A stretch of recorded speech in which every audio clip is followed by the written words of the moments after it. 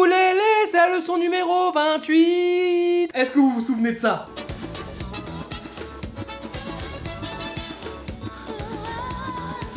Pour beaucoup, quand tu entends Antilles, il y a Soleil qui va avec, il y a la plage qui va avec, il y a le cocktail qui va avec. Ah, crouille. Déjà, je trouve ça vachement réducteur. Et laisse-moi te montrer une partie nettement moins belle de ce qu'on appelle la Caraïbe française. Ukulélé, ukulélé, me demandez pas, j'avais envie. Entre les décennies 70 et 90, dans les dom-toms, les gouvernements français successifs vont autoriser l'usage d'un puissant pesticide, le chlordécone. Dans les années 60, un laboratoire américain alerte des effets du chlordécone sur les animaux. Les rats, les souris, tous présentent des tumeurs ou des débuts de troubles neurologiques. Et c'est en 1974 que les Martiniquais alertent du danger du chlordécone dans les dom-toms. Puis c'est en 1976 que certains agriculteurs américains commencent à se plaindre de troubles neurologiques et testiculaires. Mes couilles sont bleues! Mes couilles sont bleues! Du coup, les États-Unis interdisent le pesticide sur son sol, mais pas la France. Non? Bah non, pire, la France rachète le brevet du chlordécone et va en faire la production sur son propre territoire. Et ça tombe bien, parce que sur ces territoires d'outre-mer, un insecte terrible fait des ravages sur les champs de bananiers. L'insecte s'appelle le charançon noir du bananier. Encore un noir pour foutre la merde. Le charançon noir du bananier détruit les récoltes. Et c'est ainsi que pendant 20 ans, la France va utiliser ces pesticides sur ses territoires d'outre-mer jusqu'en 1990. Donc, 14 ans après les États-Unis. 18 ans après les premières alertes des agriculteurs martiniquais. L'histoire aurait pu s'arrêter là, mais non. Elle va prendre une tournure beaucoup plus coloniale. Eh bien oui, parce que dans les Caraïbes, en Martinique et en Guadeloupe, le pesticide va continuer à être utilisé jusqu'en 1993, donc 3 ans après son interdiction. Tout ça avec l'accord de Ukulélé, le gouvernement français.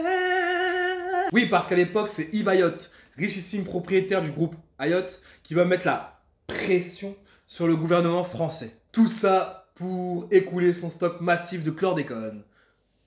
Et que j'ai pas acheté ça pour rien, mon gars. Oh, vous ne connaissez pas le groupe Ayotte? Ils ont des affaires dans les 4 coins du monde, sur les 4 continents. Mais ils sont aussi les propriétaires de la Martinique et de la Guadeloupe. Ouais, propriétaires, ouais. Propriétaires. Ah bah si. Ah bah si. Toutes les maires des communes, quand ils les voient, ils font patron. D'accord, patron. Ces gens amassent tellement d'argent que le soir, quand ils rentrent chez eux, ils doivent être là. Bébé, compte. Mets les billets sur la table, bébé, compte. Mets les billets sur la table, des billets de 200, des billets de 200. Qu'est-ce que je raconte? J'ai tout le continent. La famille Ayotte est une famille de béquets. Quand je dis béquets, comprenez les blancs propriétaires de l'île. Arrivés au XVIIe siècle en Martinique et en Guadeloupe. Mais pourquoi ils sont allés là-bas au XVIIe siècle? Sûrement pour la plage. Sûrement pour le soleil. Sûrement pour les cocktails. À mon avis, c'est pour le zouk. Oui, le zouk. C'est ça qu'il faut, médicaments, nous ni pour Ayotte.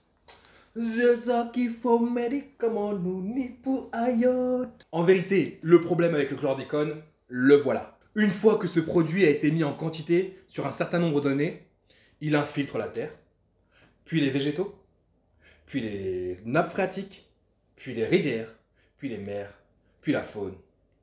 Et pour finir, l'être humain. Vous allez me dire, mais Lenny, c'est bon, c'était dans les années 90, il y a au moins 31 ans qui sont passés là-haut. Et c'est là qu'on en vient au deuxième problème du chlordécone aux Antilles.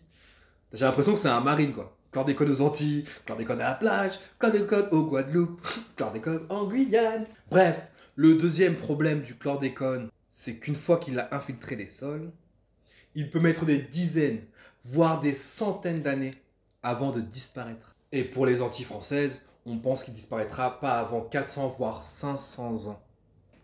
5 siècles avant de disparaître, avant de plus avoir aucune trace sur les îles. Et pour l'instant, c'est 18 000 hectares contaminés qui ont été analysés. Mais le reste, on en est où? Est-ce qu'on va faire des analyses sur les autres hectares restants? C'est ça la vraie question. J'ai oublié, comme les Antilles, c'est le centre d'entraînement de ce qui va se passer en Afrique. En Afrique, c'est sûr. Que ce soit chlordécone, c'est dans les sols depuis très longtemps. Côte d'Ivoire, regardez vos champs de cacao. Quand tu vois qu'il n'y a plus de plantes du tout qui ne poussent à côté, à part le cacaotier, Bon bah...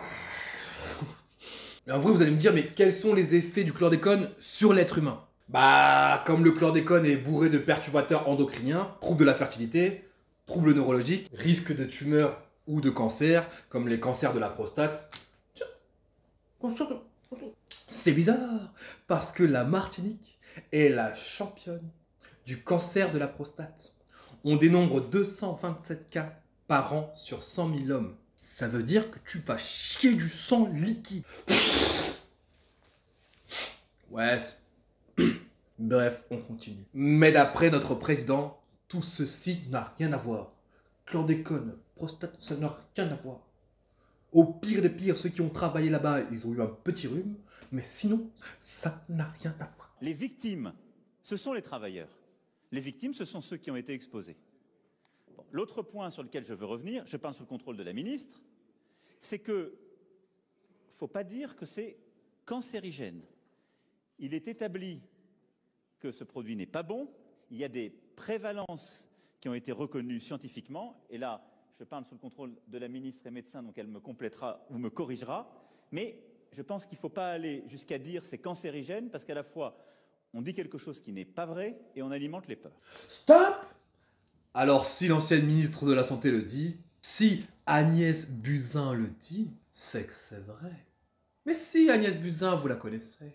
Moi, je l'appelle le devin, la boule de cristal, celle qui voit le futur.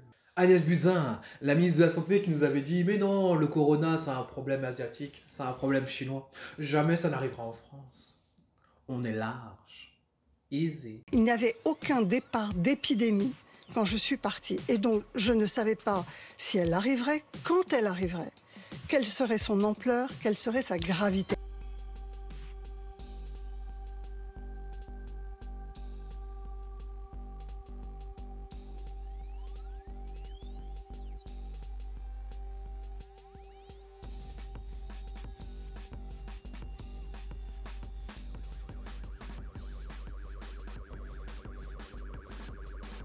C'est la même ministre de la Santé qui avait démissionné de son rôle de ministre pour aller conquérir la mairie de Paris.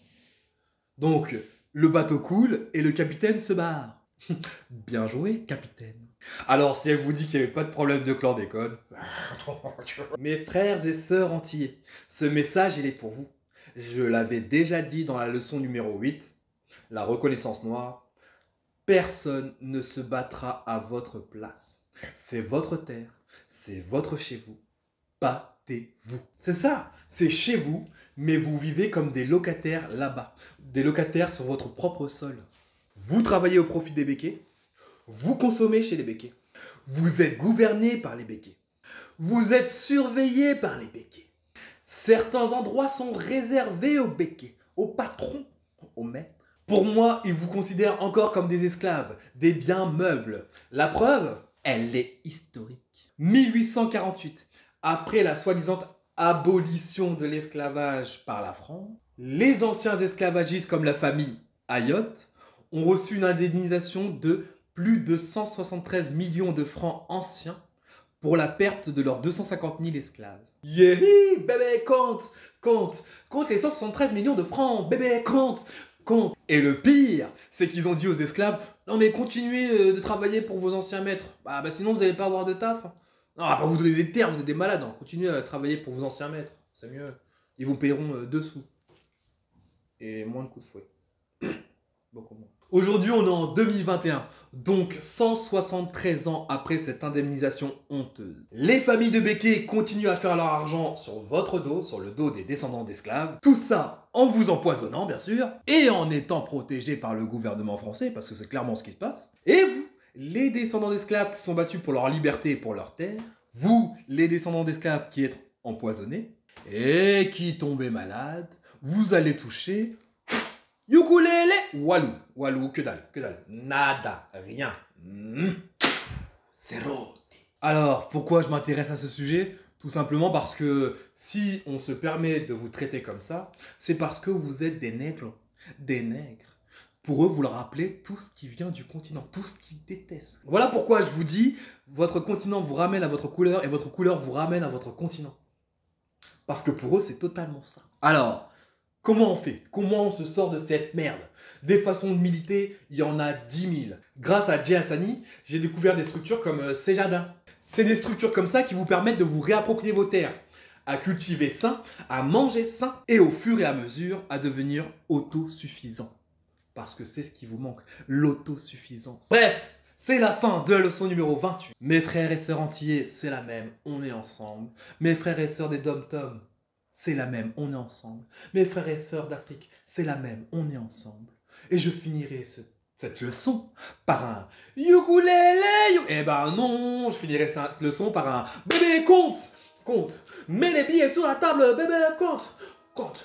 Mets les billets sur la table, des billets de 100, qu'est-ce que je raconte? J'ai tout le continent. Brrr.